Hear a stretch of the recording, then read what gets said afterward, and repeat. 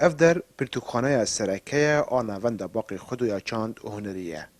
لور 10,000 پرتوک ده همی درفتان دا جزانیاری و هجه به زمان عربی و کردی هیه. لی کم کس دست خود داویجن وان پرتوکان و جو توزه پاقش دکن و دخونن. کارمند دا پرتوکخانه ده زانین کمیوان پرتوکخانه پر کمن. تنه چند کسایت تمن مزنن هر وها خونده کارن. او جی جبو ارکن خواندن اخواه تین. جوانی میکنه ها دست خواندن کرینه اونا دبستان ای دران وانا تین یعنی تین لکولین دکن سر تشتیکو بوان گرک اما مطالعه بکن پر جامانا کمه بس ایمه مزن ای بعمر مزن اونا جی ما مستانه وک کو ای دخونن ایمه کافنن اونا الودر که بری خواب پرتوکخانه دکن ای پرانی تین الودر دخونن و دبن مال جي دخونن سبي وان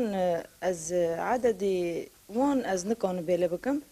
يعني بركنتين بروجانا انا يعني بروهاني كاسكني بس وكيدنا يعني عددي برتوكانتي ما هدا دغه س برتوك چل برتوك ده خواندن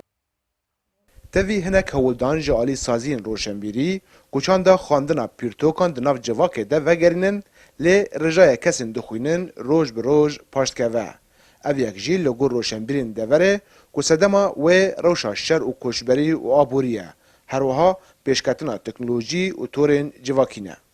از دویم قناعت مدا یعنی و 10 سال چه بی و ظروف المنطقه گی چه بی چه اقتصادی و چه مالی و چه کشبری و چه شری بی و تأثیر که مزن لخواندن کریه خاصتا خواندن مراکز ثقافی جی کتابانه عالم هر که وری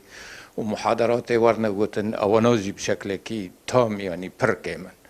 و هین تأثیر بیتر تأثیر تلفن تکنولوژیا و تأثیر پر لیکری یعنی عالم پر ودگری تلفن اشخارات خونی ای مکتبه خال مال ہے یعنی و کتاب خواه مراجعت کت خونی بس بشکل عام کمه یعنی خواندن کم بیه او جی دیسا از ببیجم ودگری ظروف منطقه ظروف یعنی عالم چه بیل منطقه چه کری لباجار کوبانی 4 پرتوکخانه هنه هر وها ده دمین داویده چاپخانه یک جی هات آوا کرن و هجمارک پرتوک جه بر همین زاروکن کوبانی چاپ کرد لتوی وی یکی جی خواندکار لگور روشنبیر و نویسکاران لسر تلیان تین اجمارتن. رضوان بیزار، کردستان 24 کوبانی.